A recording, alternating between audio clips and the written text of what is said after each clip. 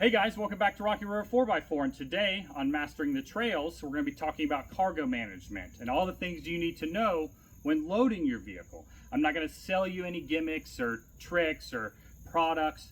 This is literally base model Jebel, and I'm not going to be actually loading things into her, but I am going to be pointing out tips or things to consider when loading your vehicle, whether you have an entire complex cargo management system, or like I said, we're just stock here with Jebel. So guys, when loading a vehicle, you need to start here in the cargo area, whether that be a trunk or a bed. There are two reasons for this. One being, the more lower and centered the weight is, it will help prevent rollovers. And as a demonstration, I will show you. See, we're gonna grab beautiful Jebel here, and we're gonna grab the side of her, kind of lower, and we're gonna rock her. You know how much effort it takes to get her to roll over, or to even wiggle for that matter. But as I grab the luscious top and grab her by her hair and start doing this, it requires so much less effort to get her to start rocking and to even close my door. The second reason is when weight is over an axle, it helps press down on that axle and wheel set and will increase traction.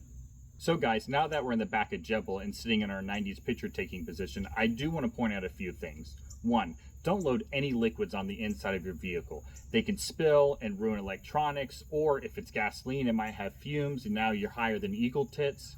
Another thing, always secure your load on the inside. Just because it's inside the vehicle doesn't mean it's not going to come to the front seat and hit you in the back of the head. Another, do not load anything near your windows that could shift and crack your windows. Lessons learned, lessons learned. I'm telling you now, I've done it before. I've loaded a trip and had an emergency kind of evasive maneuver, and that weight shifted, and it didn't shift a lot because I did secure my load, but it was so much of a shift that it just kind of tapped the glass and it did crack it. Now this was an older vehicle and it didn't have all the safety glass, but you don't want to mess with broken glass. It's expensive. I digress. So those are a few things to worry about when loading on the inside of a vehicle. So now we're loading the top of the vehicle. There are still a few things you need to know when loading your vehicle with cargo up high. I'm stopping now. Jumping is too much for this body. So, like I said, there are a few things when loading the top of your vehicle. One being, no liquids. I know, I just said you can't put them inside. Now I'm telling you can't put them on the roof. I will show you later in the video where you can place them.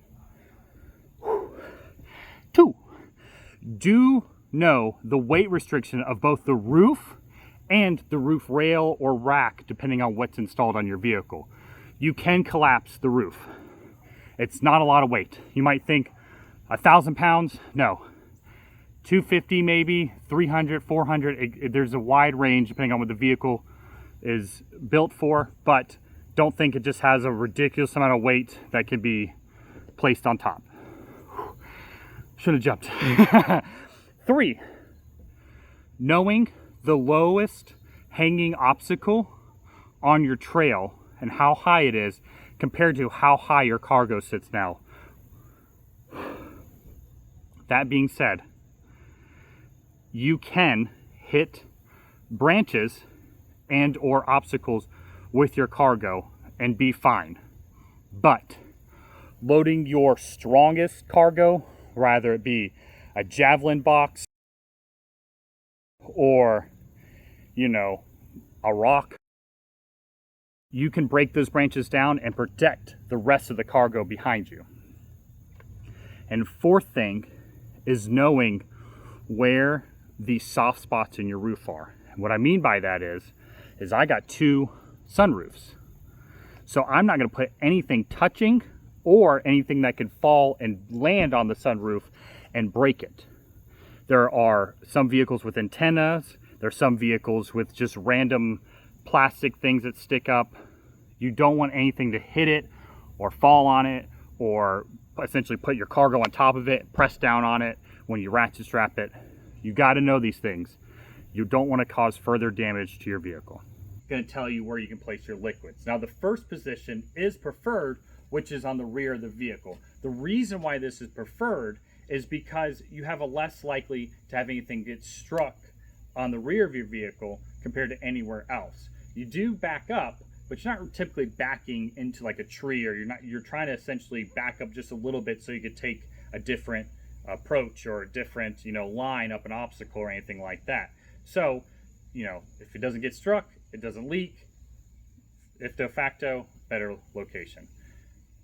Second position is on the side of the vehicle, which when placing stuff on the side of the vehicle, you do want it towards the rear, so that's putting weight on that rear axle, which I said in the previous video, or previously in the video, that it has better traction. But also make sure it's not sticking out further past than your mirror, because you'll know if it clears your mirror, it's going to clear that jerry can or liquid container of any sort. So guys, thank you for watching our cargo management video. Make sure you guys comment, what you want to learn next, or what you like about the video, or if you have any questions. But anyways, thank you for watching, and I'll see you guys on the next video.